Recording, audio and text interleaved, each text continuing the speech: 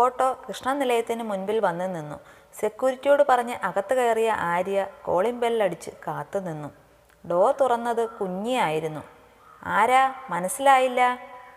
ഞാൻ ആര്യ, ഓഫീസിൽ നിന്ന്. ഗൗതം സാറിനെ കൊണ്ട് ഫയലിൽ സൈൻ ചെയ്യാൻ. കയറി വരൂ, ഏട്ടൻ മുകളിലുണ്ട്, ഞാൻ വിളിക്കാം. ആര്യ ഹാളിലായി നിന്നു. ആരാ മോളെ വന്നത്? കൃഷ്ണേട്ടനാണോ എന്നും ചോദിച്ചുകൊണ്ട് പത്നി അവിടേക്ക് വന്നു. അല്ലമ്മേ, ഇത് ഏട്ടൻ്റെ ഓഫീസിൽ നിന്നാണ്. ആര്യയെ കണ്ട പത്മിനി അവളെ തന്നെ നോക്കി നിന്നു. എവിടെയോ കണ്ടതുപോലെ, പക്ഷേ എവിടെ, ഓർമ്മ കിട്ടുന്നില്ലല്ലോ. അപ്പോഴേക്കും കുഞ്ഞ് ഗൗതത്തെ വിളിച്ചുകൊണ്ട് വന്നു. ഈ സമയം ആര്യ ചിന്തിക്കുകയായിരുന്നു, എന്തു വലിയ വീടാണ്. ഗൗതം വന്ന് സെറ്റിയിലിരുന്നു.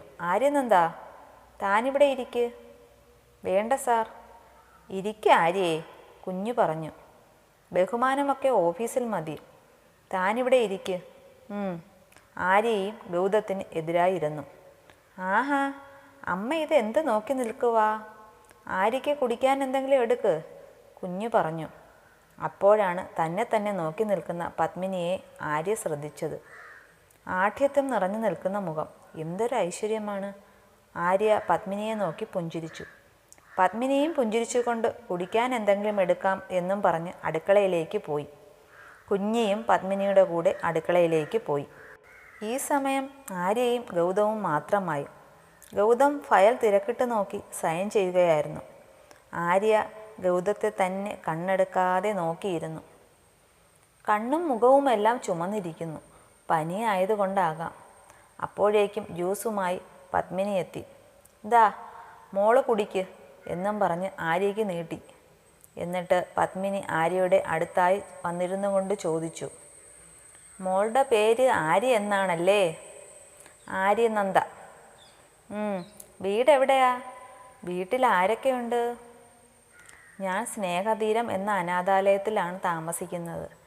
എനിക്ക് അമ്മയും മുത്തശ്ശിയും മാത്രമേ ഉണ്ടായിരുന്നുള്ളൂ. എന്നെ പ്രസവിച്ചതോടുകൂടി അമ്മയും +2 ആയിരുന്നപ്പോൾ മുത്തശ്ശിയും മരിച്ചു. അതിനുശേഷം ഞാൻ സ്നേഹതീരത്താണ്. മോൾക്ക് വിഷമമായോ? ഏയ് ഇല്ല അമ്മേ. അല്ല മാഡം. മോള് എന്നെ മാഡം എന്നൊന്നും വിളിക്കണ്ട, അമ്മയെന്ന് വിളിച്ചോളൂ എന്നും പറഞ്ഞ് ആര്യയുടെ കവിളിൽ തഴുകി. ഇത് കേട്ട ഗൗതം മുഖമുയർത്തി നോക്കി. ശേഷം ഫയലിലേക്ക് തിരിഞ്ഞു. ഗൗതം വേഗം തന്നെ ഫയലുകളെല്ലാം സൈൻ ചെയ്തു കൊടുത്തു. ആര്യനന്ദ, ഇതാ ഫയൽ, ഇന്ന് തന്നെ ഇത് ഫോർവേഡ് ചെയ്യണം. Okay sir. എന്നാൽ ശരി, താൻ പൊയ്ക്കോ. സാർ. എന്താ? സാറിന് ഇപ്പോൾ പനി എങ്ങനെയുണ്ട്? Now I am fine. Arya യാത്ര പറഞ്ഞിറങ്ങി. നല്ല ഐശ്വര്യമുള്ള കുട്ടി അല്ലേ മോനെ? അതിന് ഗൗതം മറുപടി ഒന്നും പറഞ്ഞില്ല. പത്മിനിയെ നോക്കിയിരുന്നതേയുള്ളൂ. അമ്മയ്ക്ക് അത്രയ്ക്ക് ഇഷ്ടപ്പെട്ടെങ്കിൽ അമ്മയുടെ മരുമോളാക്കിക്കോ, കുഞ്ഞു പറഞ്ഞു. എന്തോ എനിക്ക് ആ കുട്ടിയെ കണ്ടപ്പോൾ തൊട്ട് നല്ല പരിചയമുള്ളതുപോലെ തോന്നുന്നു. വേണ്ടപ്പെട്ട ആരോ ആണെന്നുള്ള ഒരു തോന്നൽ, പത്മിനി പറഞ്ഞു. ദിവസങ്ങൾ പിന്നെയും കടന്നു പൊയ്ക്കൊണ്ടിരുന്നു. ആര്യ ഗൗതത്തെ പ്രണയിച്ചുകൊണ്ടേയിരുന്നു. മോനെ കണ്ണാ. എന്താ ഡാഡ്? നിനക്കറിയില്ലേ നാട്ടിലുള്ള ശങ്കരേട്ടനെ, നമ്മുടെ വീടും സ്ഥലവുമൊക്കെ നോക്കുന്ന? ആ അറിയാം, ശങ്കരമാമ. ശങ്കരേട്ടൻ്റെ പരിചയത്തിലുള്ള പയ്യന് ഒരു ജോലി കൊടുക്കാമോ എന്ന് എന്നെ വിളിച്ചു ചോദിച്ചു. ശങ്കരേട്ടൻ എന്നോട് ആദ്യമായി ആവശ്യപ്പെടുന്ന കാര്യമായതുകൊണ്ട് ഞാൻ ഓക്കെ പറഞ്ഞു. വിഷ്ണു എന്നാണ് പേര്, ഡിഗ്രി കംപ്ലീറ്റ് ആണ്. ഓഫീസിൽ PA വേണമെന്ന് പറഞ്ഞില്ലായിരുന്നോ? ആ പോസ്റ്റ് നമുക്ക് വിഷ്ണുവിന് കൊടുക്കാം. അത് പിന്നെ ഡാഡ്, ഇപ്പോഴുള്ള കുട്ടി എഫിഷ്യൻ്റ് ആണ്. ഓക്കെ, കുറച്ച് ദിവസം വിഷ്ണു അവിടെ നിൽക്കട്ടെ, കാര്യങ്ങൾ വേഗം പഠിക്കുന്നുണ്ടോ എന്ന് നോക്കട്ടെ. പറ്റിയില്ലെങ്കിൽ പിന്നെ അവിടുന്ന് മാറ്റാം. Okay dad. തൻ്റെ PA ആയി ആര്യ മതി എന്നായിരുന്നു ഗൗതത്തിൻ്റെ മനസ്സിൽ. പക്ഷേ ഡാഡിൻ്റെ വാക്കുകളെ നിരസിക്കാനും വയ്യ. അതുകൊണ്ട് മൗനം പാലിച്ചു. കുറച്ചു ദിവസങ്ങൾക്ക് ശേഷം വിഷ്ണു ഓഫീസിൽ ജോയിൻ ചെയ്തു. കാര്യങ്ങളെല്ലാം എളുപ്പത്തിൽ തന്നെ പഠിച്ചെടുത്തു. വിഷ്ണു ആര്യയോട് പെട്ടെന്ന് തന്നെ കൂട്ടായി. പക്ഷേ ദേവികയോട് എപ്പോഴും വഴക്കായിരുന്നു. വാ തോരാതെയുള്ള ദേവികയുടെ സംസാരം. പെൺകുട്ടികളായ കുറച്ച് അടക്കവും ഒതുക്കവും വേണമെന്നും നീ ആര്യയെ കണ്ട് പഠിക്കാനുമൊക്കെ ദേവികയോട് വിഷ്ണു പറയുമായിരുന്നു.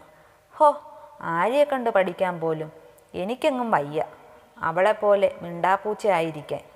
ദേവിക ഇങ്ങനെയാണ്, ഇങ്ങനെയാകാനേ എനിക്ക് കഴിയൂ എന്ന് തിരിച്ച് വിഷ്ണുവിനോട് പറയുമായിരുന്നു.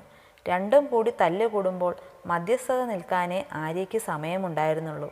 ഇങ്ങനെയായാൽ രണ്ടുപേരുടെയും കൂട്ട് ഞാൻ വേണ്ടെന്ന് വയ്ക്കും എന്നും പറഞ്ഞ് ആര്യ പിണങ്ങിയിരുന്നാൽ അപ്പോഴേക്കും രണ്ടുപേരും കൂടി ഓടി വന്ന് ഇനി വഴക്ക് കൂടില്ല എന്നും പറഞ്ഞ് ആര്യയെ അനുനയിപ്പിക്കും.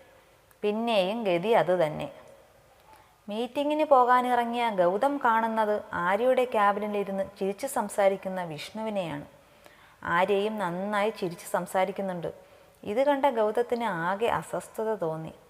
എത്ര നന്നായിട്ടാണ് അവൾ വിഷ്ണുവിനോട് ചിരിച്ചു സംസാരിക്കുന്നത്. തന്നോട് എന്തെങ്കിലും പറയുമ്പോൾ വിക്കലും. അതിനു മാത്രം എന്താ വിഷ്ണുവിനോട് ഇത്ര സംസാരിക്കാൻ? ഗൗതത്തിൻ്റെ മനസ്സിൽ 100,000 ചിന്തകൾ കടന്നുകൂടി. ചിരിക്കുമ്പോൾ തെളിയുന്ന അവളുടെ നുണക്കുഴിയിലേക്ക് ഗൗതം നോക്കി നിന്നു. വിഷ്ണു, എന്തിനാണ് എപ്പോഴും ദേവികയുമായി ഇങ്ങനെ വഴക്കുണ്ടാക്കുന്നത്? ആര്യ ചോദിച്ചു. അത് പിന്നെ ചുമ്മാ ഒരു രസം. രസമോ? അതെന്താ? അതൊക്കെയുണ്ട്. ഓഹോ, അപ്പോൾ അങ്ങനെയാണല്ലേ, എനിക്ക് മനസ്സിലായി, ആര്യ പറഞ്ഞു. മനസ്സിലായല്ലോ, എങ്കിലത് മനസ്സിൽ തന്നെ വെച്ചിരുന്നാൽ മതി. അവളോട് പോയി പറയണ്ട. അതെന്താ? അവൾ അറിയണ്ടേ? ഇപ്പോൾ വേണ്ട, സമയമാകുമ്പോൾ ഞാൻ തന്നെ പറഞ്ഞോളാം. അതിനു മുമ്പ് അവളുടെ മനസ്സറിയണം, വിഷ്ണു പറഞ്ഞു. പെട്ടെന്ന് പറയാൻ നോക്ക്, അല്ലെങ്കിൽ വേറെ ആരെങ്കിലും കൊത്തിക്കൊണ്ടു പോകും. ആഹാ, അങ്ങനെ കൊത്തിക്കൊണ്ടു പോവാൻ ഞാൻ വിട്ടിട്ട് വേണ്ടേ? നടക്കട്ടെ. ഞാനൊന്നും പറയുന്നില്ലേ എന്നും പറഞ്ഞ് മുന്നിലേക്ക് നോക്കിയപ്പോൾ കണ്ടു തങ്ങളെ തന്നെ നോക്കി നിൽക്കുന്ന ഗൗതത്തെ. അയ്യോ സാറ്! ആര്യ ചെയറിൽ നിന്നും ചാടി എഴുന്നേറ്റു. ആര്യ നോക്കിയ അതേ സ്ഥലത്തേക്ക് നോക്കിയ വിഷ്ണു കാണുന്നത് തങ്ങളുടെ അടുത്തേക്ക് നടന്നു വരുന്ന ഗൗതത്തെയാണ്. വിഷ്ണുവും പെട്ടെന്ന് തന്നെ ചെയറിൽ നിന്ന് എഴുന്നേറ്റു. സാർ, വിഷ്ണു വിളിച്ചു. വിഷ്ണു, മറന്നുപോയോ ഇന്ന് RM ഗ്രൂപ്പ്സിൻ്റെ ആഡ് ഷൂട്ട് ചെയ്യുന്ന സ്ഥലം വിസിറ്റ് ചെയ്യണമെന്ന്? ഓ സോറി സാർ, നോ. അല്ലെങ്കിലും ഇപ്പോൾ ഓഫീസിൽ കാര്യങ്ങളിൽ അല്ലല്ലോ, ഇപ്പോൾ പലരുടെയും ശ്രദ്ധ മറ്റു പല കാര്യങ്ങളിലുമല്ലേ. താൻ പോയി ഫയൽസ് എല്ലാം എടുത്ത് റെഡിയായി വാ, നമുക്ക് പോകാം. Okay sir. വിഷ്ണു ഫയൽസ് എടുക്കുവാൻ പോയി. ആര്യനന്ദ സാർ, ഞാൻ രാവിലെ തന്ന ഫയൽസ് എല്ലാം ചെക്ക് ചെയ്തിരുന്നോ? ഇല്ല സാർ, കുറച്ചുകൂടി ഉണ്ട്. ഇന്ന് തന്നെ അതെല്ലാം കംപ്ലീറ്റ് ചെയ്തിട്ട് താൻ പോയാൽ മതി. ഓഫീസിൽ വരുന്നത് ജോലി ചെയ്യാനാണ്, അല്ലാതെ എൻജോയ് ചെയ്യാനല്ല. അതിന് വേറെ സ്ഥലം നോക്കണം, ഇവിടെ പറ്റില്ല. അപ്പോഴേക്കും വിഷ്ണു ഫയലുമായി വന്നു. ഇത്രയും പറഞ്ഞ് ഗൗതം ആര്യയെ രൂക്ഷമായി നോക്കിക്കൊണ്ട് പുറത്തേക്ക് പോയി. എൻ്റെ വിഘ്നേശ്വര, ഇതെന്താ കഥ? സാറിനിതെന്താ പറ്റിയേ? എന്തിനാ എന്നോട് ഇങ്ങനെയൊക്കെ പറഞ്ഞത്? അതിന് ഞാൻ എന്താ ചെയ്തത് എന്ന് ചിന്തിച്ച് കണ്ണ് മിഴിച്ചുകൊണ്ട് ആര്യ തൻ്റെ സീറ്റിലായിരുന്നു. അപ്പോഴേക്കും ദേവിക ആര്യയുടെ അടുത്തെത്തി. അല്ല ആര്യയെ, സാറ് നിന്നോട് എന്താ പറഞ്ഞത്? ആര്യ അവിടെ ഉണ്ടായ കാര്യങ്ങളെല്ലാം ദേവികയോട് പറഞ്ഞു. അത് കേട്ട ദേവിക ശ്വാസമെടുക്കാൻ പോലും മറന്ന് ചിരിച്ചു. അപ്പോൾ ആ മരങ്ങോടനും കിട്ടിയല്ലേ, അങ്ങനെ തന്നെ വേണം, എനിക്ക് സന്തോഷമായി, ദേവിക പറഞ്ഞു. ഇത് കണ്ട ആര്യ കണ്ണുമിഴിച്ചു. ഇതെന്ത് ജീവി? മരങ്ങോടനോ? ആ, മരങ്ങോടൻ വിഷ്ണു എന്നും പറഞ്ഞ് ദേവിക ചിരിക്കാൻ തുടങ്ങി. മരങ്ങോടൻ നിൻ്റെ മറ്റവൻ, ആര്യ മനസ്സിൽ പറഞ്ഞു. അല്ല, എന്താ നീ ആലോചിക്കുന്നത്? ദേവിക ചോദിച്ചു. നീ കൂടുതൽ ചിരിക്കണ്ട, നിന്റെ ചിരിയൊക്കെ പെട്ടെന്ന് നിൽക്കും. അതെന്താടി? അതൊന്നുമില്ല, നീ പോയി നിന്റെ ജോലി നോക്ക്. എൻ്റെ വിഘ്നേശ്വര, ഈ ഫയലെല്ലാം ഞാൻ എപ്പോൾ കംപ്ലീറ്റ് ചെയ്ത് തീർക്കും എന്നും പറഞ്ഞ് ആര്യ തൻ്റെ ജോലിയിലേക്ക് തിരിഞ്ഞു.